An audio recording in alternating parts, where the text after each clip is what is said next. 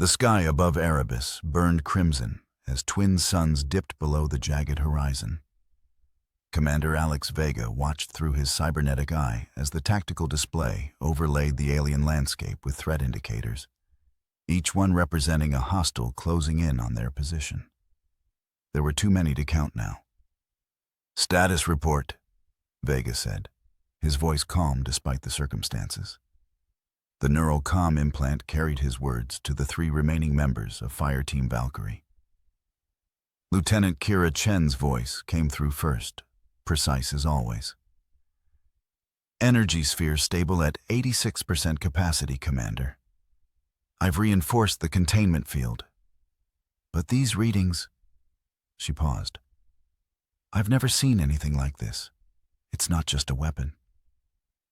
Vega turned to look at the source of their mission, and possibly humanity's last hope. The sphere hovered in the center of their hastily established perimeter, pulsing with ethereal blue-white energy that cast long shadows across the canyon walls.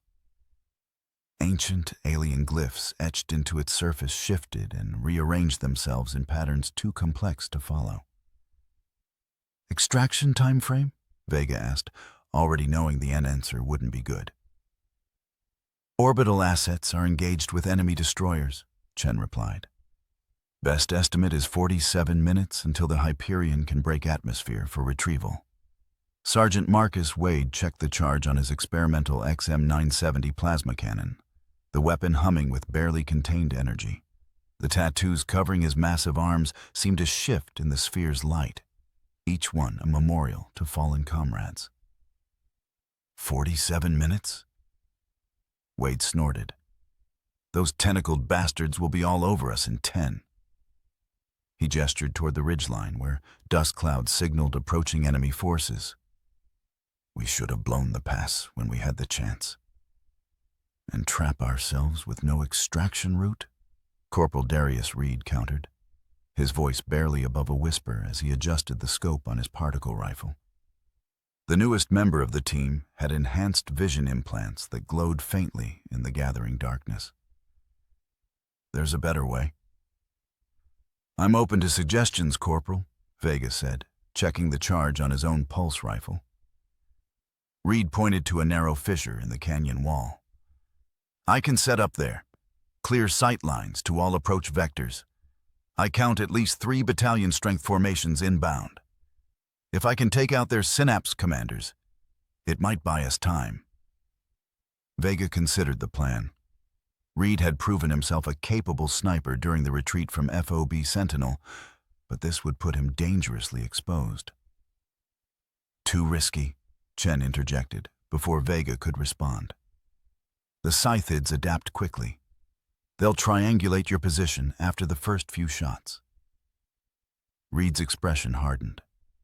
"With respect, Lieutenant, that's counting on them thinking like humans. They don't." "He's right," Vega said after a moment. "Take position, but maintain neural link integrity. First sign of flanking maneuvers, you fall back." Reed nodded and moved out, his lightweight armor allowing him to scale the canyon wall with practiced efficiency. Wade moved closer to Vega, lowering his voice. "You think the kid's gonna make it?" "I think we all knew the odds when we volunteered for this mission," Vega replied, memories of previous failed operations flashing unbidden through his mind. The faces of soldiers he'd led to their deaths on a dozen worlds. The crushing weight of command decisions that sent good people into oblivion. Chen approached, her armor's diagnostic systems projecting holographic data into the air between them. "Commander, I've been analyzing the sphere's energy signature. It's communicating." "With who?" Vega asked, suddenly alert. "Not who, what?" Chen manipulated the holographic display, expanding a waveform analysis. "The quantum fluctuations match patterns we've detected from Earth's deep space arrays.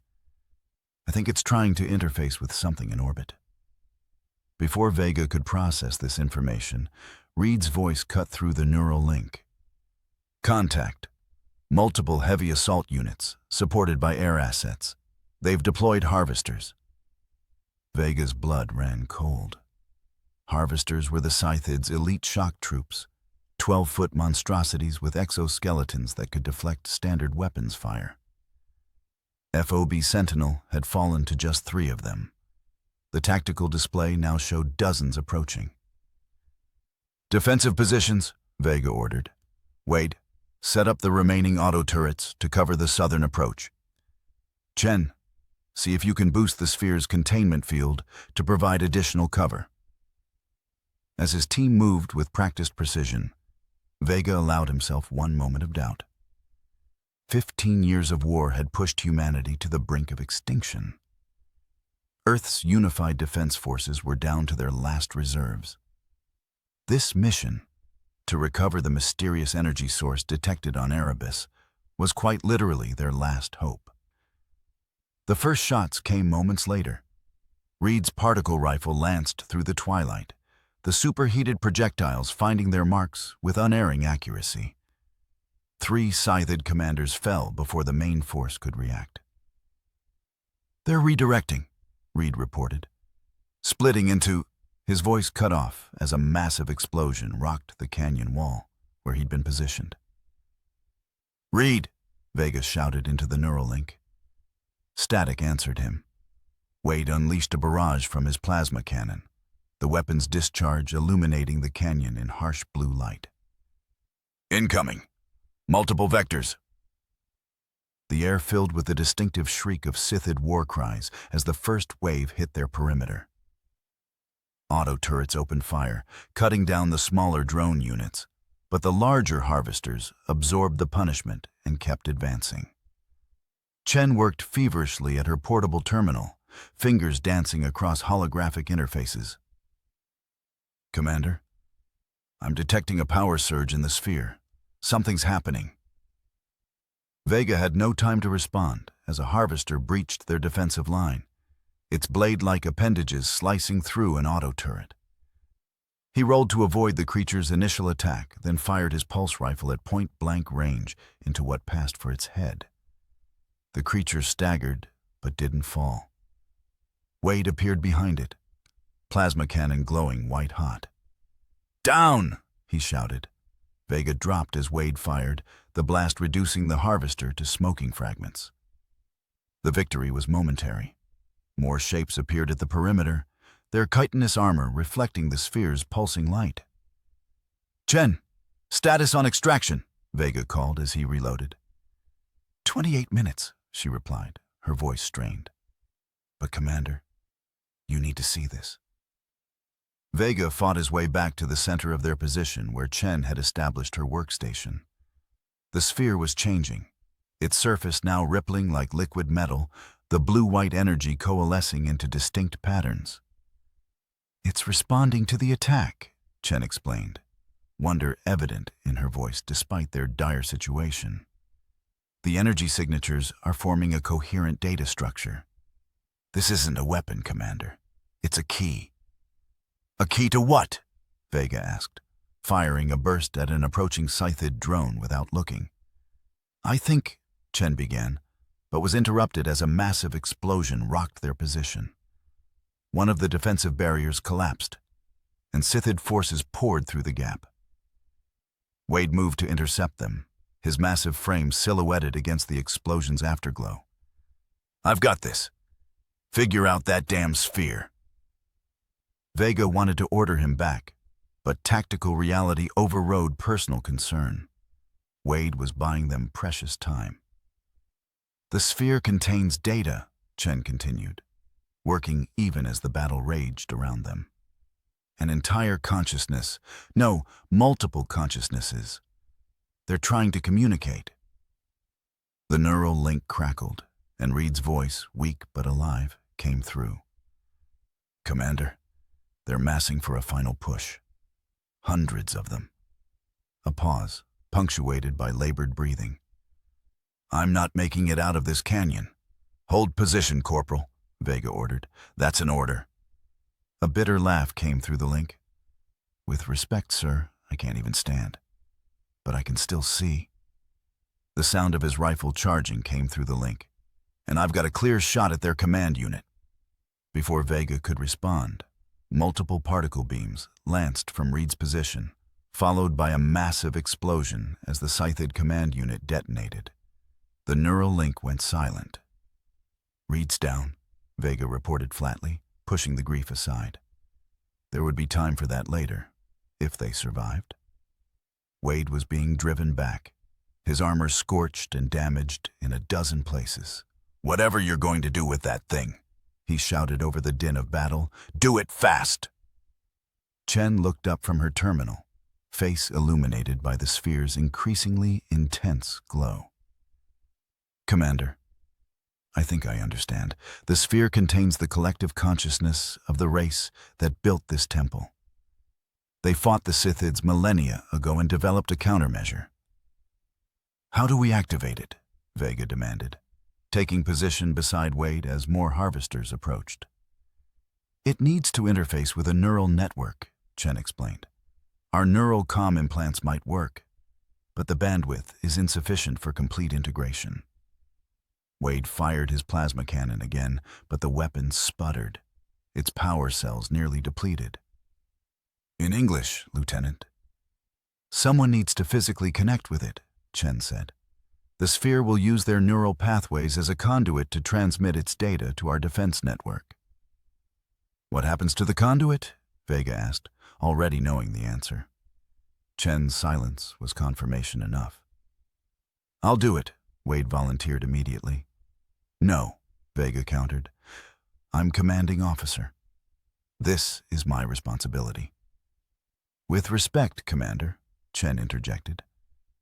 "Neither of you has the neural architecture to handle this kind of data transfer." She removed her helmet, revealing the neural interface ports at the base of her skull. Advanced models that marked her as one of Earth's elite tech specialists. "I do." Before either man could object, Chen placed her hands on the sphere. The effect was immediate and dramatic. Energy coursed up her arms, enveloping her in a cocoon of blue-white light. Her eyes opened wide, now glowing with the same energy. "Chen!" Vega shouted, moving toward her. "Stay back," she warned, her voice overlaid with harmonic tones. "I'm seeing everything. Their history, their war. The Scythids aren't invaders, Alex. They're running from something worse." The sphere's energy expanded outward, forming a protective dome around their position. Outside, the Scythid forces recoiled, their advance halted by the barrier. "Extraction in 10 minutes, Chen said, though her voice no longer sounded entirely human. "The sphere is transmitting. Earth's defense grid will have everything they need to repel the invasion." "What about you?" Vega asked, his professional detachment finally cracking. Chen smiled, though pain was evident in her expression. "Some of me will remain. Enough to complete the mission." Her form was becoming increasingly translucent as the sphere's energy consumed her. Tell them we found a way." Wade placed a hand on Vega's shoulder. "We need to secure the LZ. Hyperion will be here soon." Vega nodded, forcing himself to focus on the mission.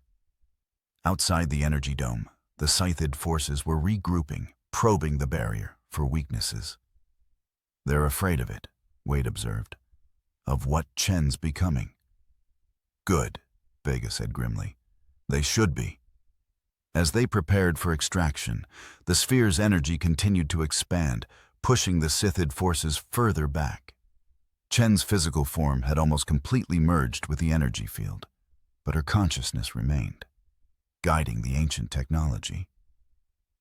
The distinctive roar of the Hyperion's engines filled the canyon as the extraction vessel broke through Erebus's turbulent atmosphere. Its point defense systems engaged immediately, targeting Scythid air assets that attempted to intercept. "Commander Vega," the ship's AI announced through the neural link, "prepare for immediate extraction. Defense perimeter established." As the Hyperion descended toward their position, the sphere's energy field parted to allow access while maintaining protections against the Scythid forces. "What about Chen?" Wade asked as they prepared to board. Vega looked back at what remained of his lieutenant, now a being of pure energy at the center of the sphere. She's coming with us, just not in the way we expected. The extraction team deployed from the Hyperion, securing the sphere in a specialized containment unit. Chen's energy form remained connected to it, guiding and controlling its power. As they lifted off from Erebus, Vega watched through the viewport as the planet's surface receded. The Sithid forces gathered where they had made their stand, looking up at the departing ship, but making no move to pursue. "They know it's over," Wade said, following Vega's gaze. "This battle, maybe," Vega replied. "But Chen said they were running from something worse. This war might be just the beginning." The Hyperion accelerated toward the jump point, carrying its precious cargo, an ancient alien consciousness merged with a human lieutenant. The combined knowledge of two species united against a common threat, and the last survivors of Fireteam Valkyrie, bearing witness to both sacrifice and hope. As stars streaked past the viewport, Vega allowed himself a moment to honor those left behind. Reed, whose final act had bought them crucial minutes, the countless soldiers who had fallen at FOB's Sentinel, and Chen, who had given herself to become something new and powerful. In the cargo hold, the sphere pulsed with renewed purpose, its light a beacon that would guide humanity's last stand. Not just against the Scythids, but against whatever terrors lurked in the depths of space, driving even their fearsome enemies to desperate flight across the stars. The war for survival had entered a new phase, and for the first time in 15 years, Commander Alex Vega allowed himself to feel something he had almost forgotten: hope.